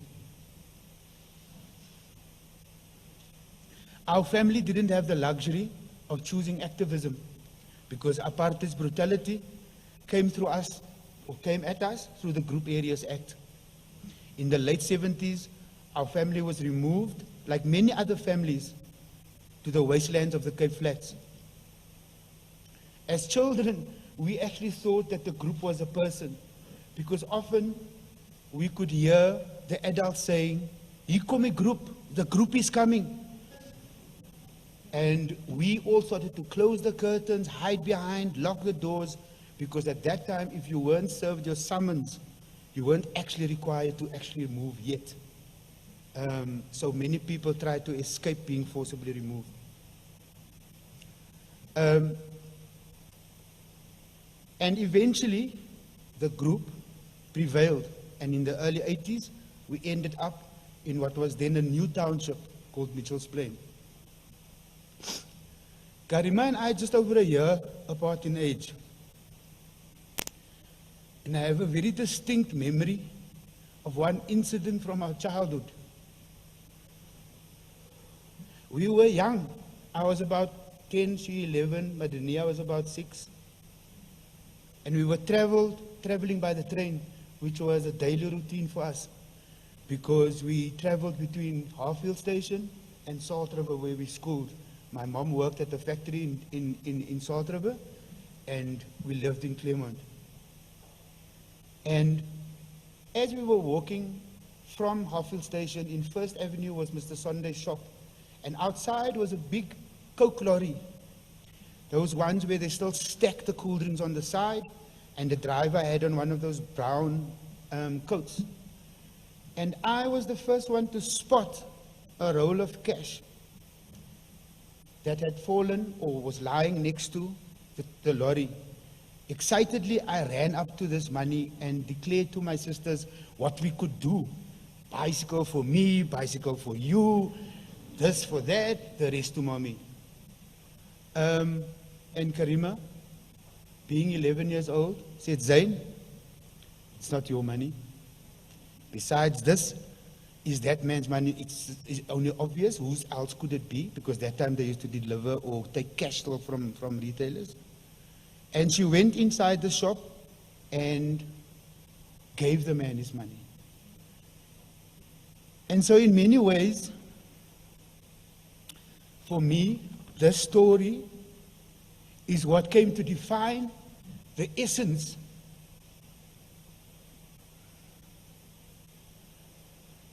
of who Karima was to me and to us all. Principled, committed to doing the right thing, and her world ideology that always privileged the poor and the marginalized. As a family, we have been greatly comforted by the outpouring of grief and love for our sister. Although it was not always easy, we have been privileged to share our beautiful sister with the world. To quote Max Sisulu's tribute to his mother, Albertina Sisulu, on the occasion of her funeral, "The warmth of the sun is not diminished by the number of people it shines on." It was an honor for us to share our sister with so many people. Karima was entirely consistent in her authenticity. The way you saw her on the fix, bold, courageous, interrogative, holding people to account. This was our Titi, holding each and every one of us to account. If you got a call from Karima and you were a sibling that said, "We need to talk," you knew you were in for a serious ride. You knew that something was happening. And she did that with the utmost love, compassion, and affirm each one of us in our lives individually. She was a tough Titi, and she didn't suffer fools gladly. But this was not all she was. She had another soft, gentle, and nurturing side. And she always insisted that we lead examined lives of self-reflection, not just for ourselves, but for the greater good. Because if you live that life, you can be a better dad, you can be a better mother, you can be a better brother. And from that basis, you can take on a better world or fight for a better world. That was Karima in essence.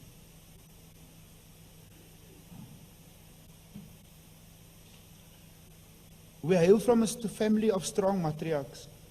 In challenging times, those who know Karima well, she always would say she's channeling her two grandmothers, Auntie Fati Samar and Zainab Green. These were two warrior women. So it's no coincidence that that was what Karima became as well. It was just in her genes. While we stand here as family and friends mourning the loss of our sister and friend, we also mourn the loss of a true South African patriot, committed to the creation of a country and a world free from injustices. In all spheres of her life, Karima lived out this principle. And as many will know, this came as a great personal cost to her at times. Karima was a freedom fighter.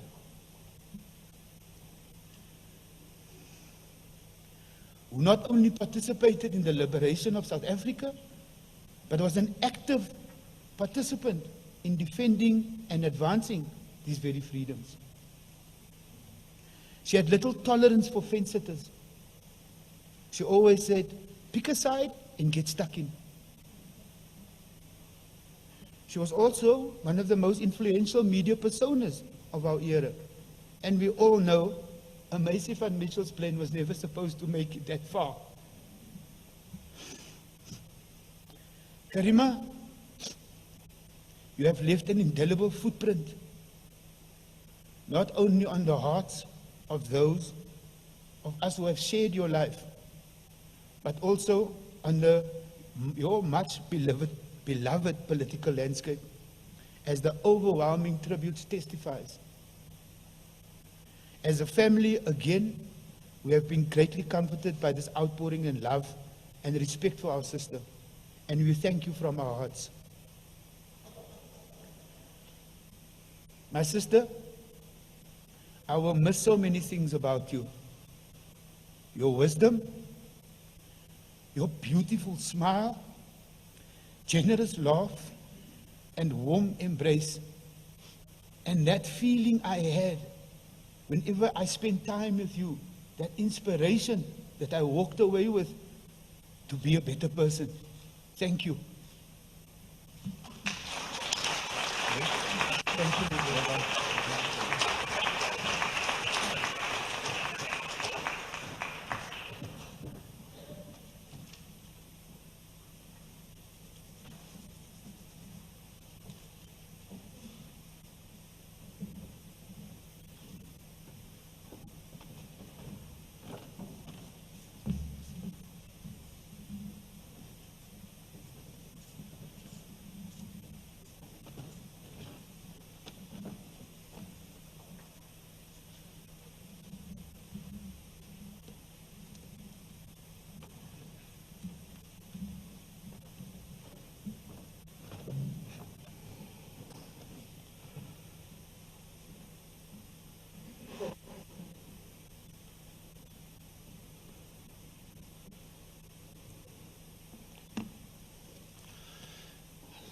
Thank you, Zain. We've neared the end of this program. The last tidbit that I want to just not share, but just state really about Titi, wonderful name, wish I knew it before so I could have teased her, is that I'm really glad that we have had a rounded portrayal of Karima over the last 2 hours and 15 or so minutes. Because Karima was a complex person, and we have a tendency of being quite reductive in how we read certain individuals, particularly when we don't like them or we wish to affirm our preconceived views about them. And she was everything that people say she was, but so much more.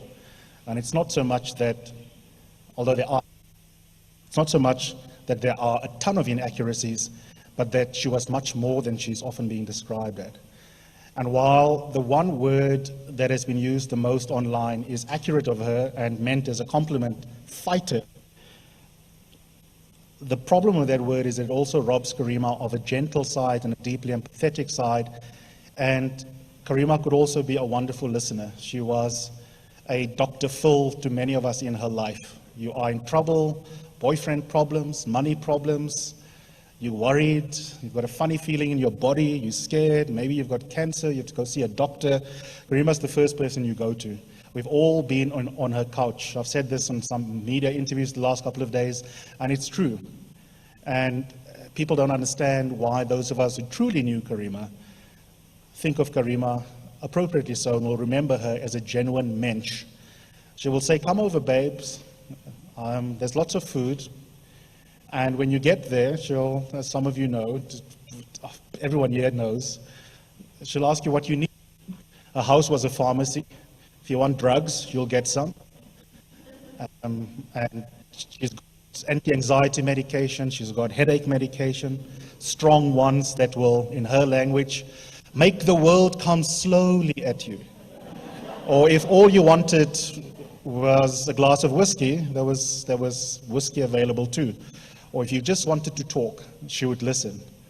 So even though she could talk a lot, and one of her journalistic strengths was also a weakness, Karima, even more than me, which is an achievement, front loads her questions on the fix by first giving a speech.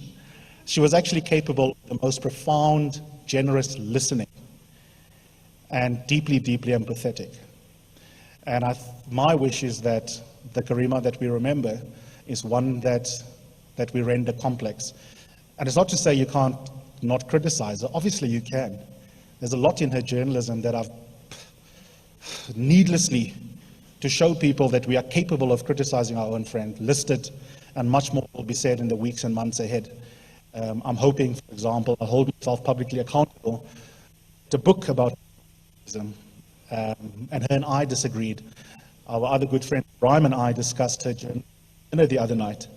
Could have covered gender better. I don't think she was the greatest feminist. She could have covered the opposition better. Technically, there are other things she could have done differently. But fundamentally, she's left us an oeuvre of journalism. There are many journalists, famous, some more famous than Karima was. But the difference, as I said to a mutual friend of ours on WhatsApp, is that some people will die famous journalists, celebrity journalists, but very few journalists will die with a body of work capable of a seminar series in journalism schools.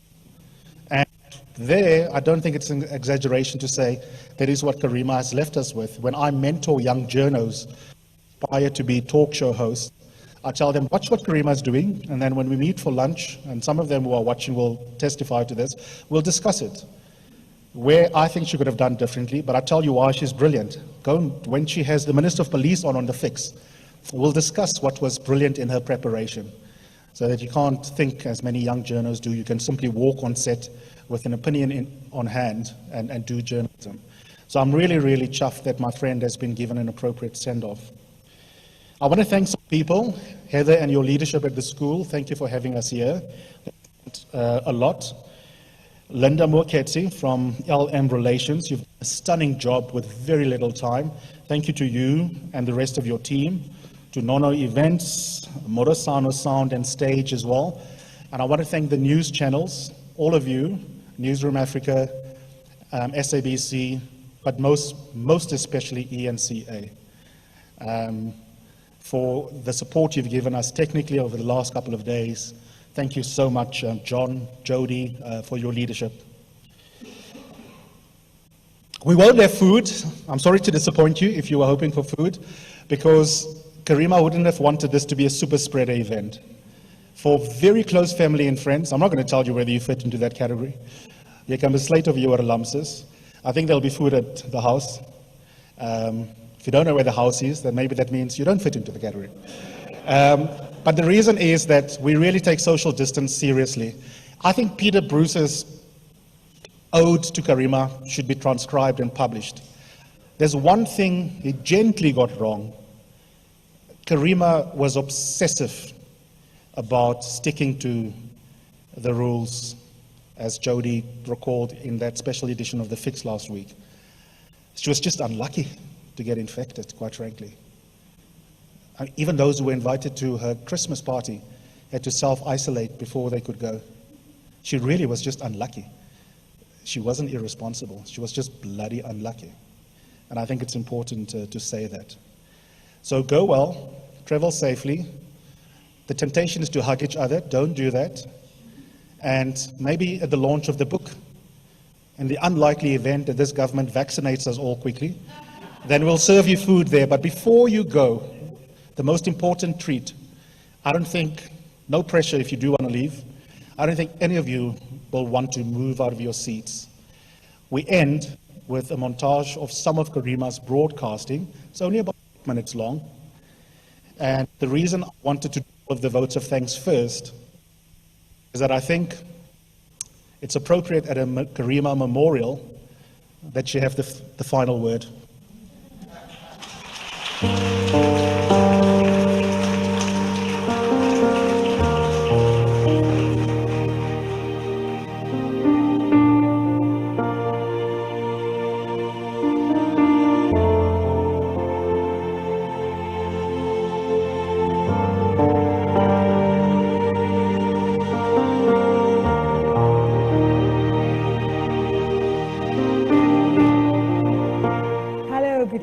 Welcome, I'm Karima Brown. You are watching the very first installment of Political Exchange, where we unpack Africa's political economy. Tonight's special launch edition is an hour-long broadcast coming to you live from our Johannesburg studios. My guest is South African President Jacob Zuma, who joins us for a broad-ranging interview covering the state of the South African economy. Mr. President, good evening and welcome. Good evening to you and to the listeners.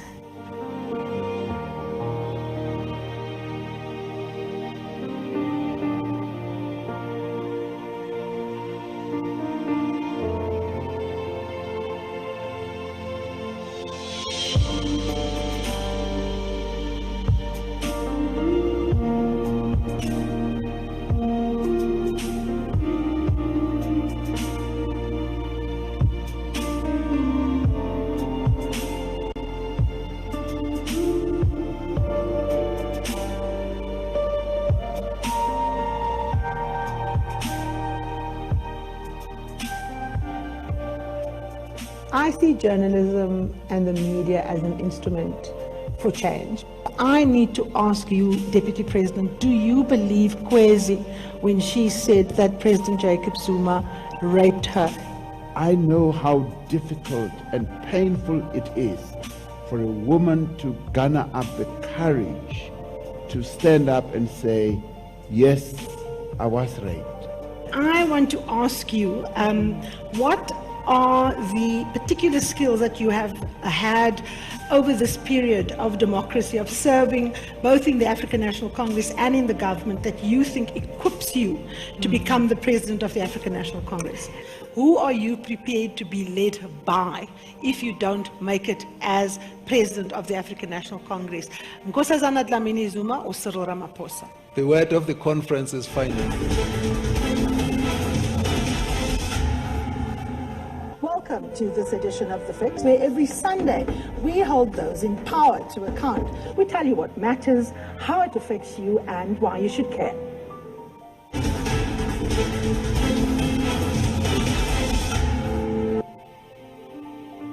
Now, of course, you have been making music for a very, very long time. Behind you are all the awards that you've won, the accolades. What inspires you still?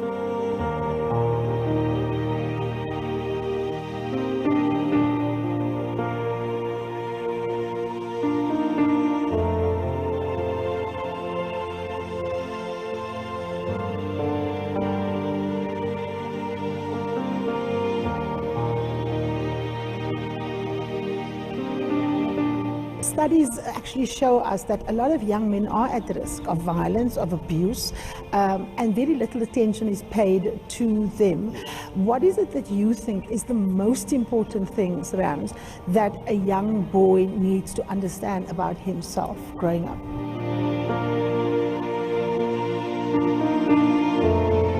You don't separate your gender fluidity, your artistry, your music, your politics from each other. how do they infuse who you are as an artist? I'm going to ask you to make me a whiskey cocktail that hits the note, you know, for me, that hits the spot for me. Just refer me to the legislation that allows you to keep this information about who you're procuring tenders from and enter into contracts from. What protects it from, you know, being shared with the public? Because you say if this is under investigation, you cannot share it. Which law says that is how we should be operating, sir? South Africa is, of course, facing a massive fiscal crisis. Our debt to GDP ratio has all economists concerned. Where exactly is this money going to come from, Minister? Or have you just kicked the ball to your counterpart in Cabinet, the Finance Minister, Tito Mboweni? So what exactly did the NEC discuss in relation to the specifics of Zandile Gumede and the fact that she isn't just facing allegations, she's facing criminal charges in a court of law? Minister, what exactly is the problem with the system? Why are people on the system and still not receiving the grant? With me, as usual, is my sparring partner, Sunday Times columnist, Peter Bruce. Peter, good evening. Welcome again. Yeah, it's been a hell of a week, hasn't it? It's been an incredible week. Gentlemen, you've each got a minute before we must wrap.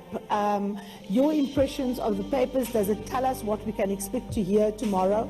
There's a lot of rumors that the structure and the names of those who've made the cut for Cabinet is going to be announced.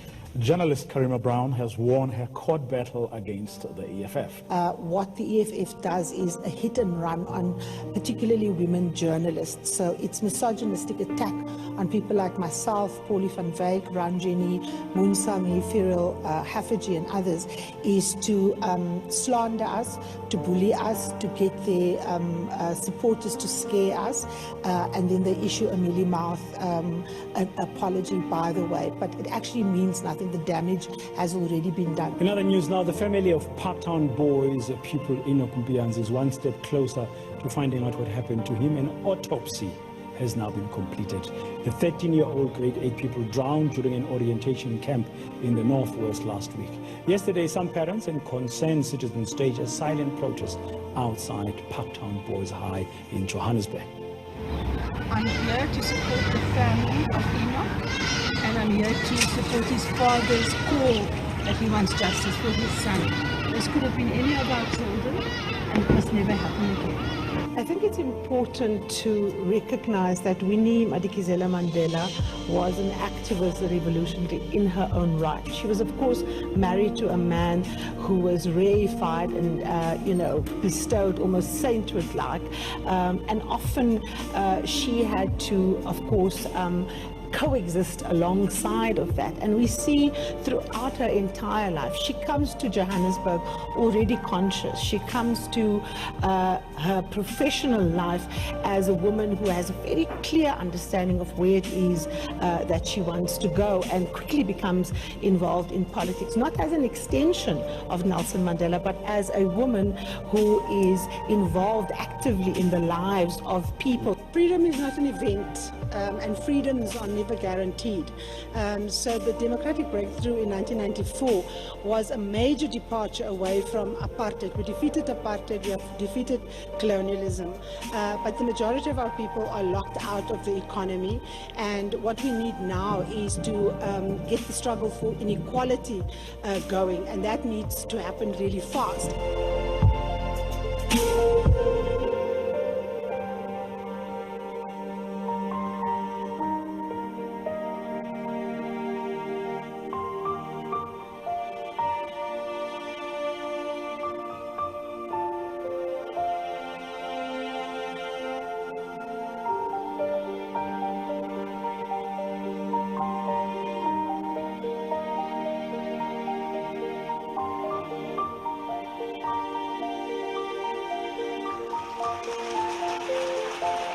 Thank you.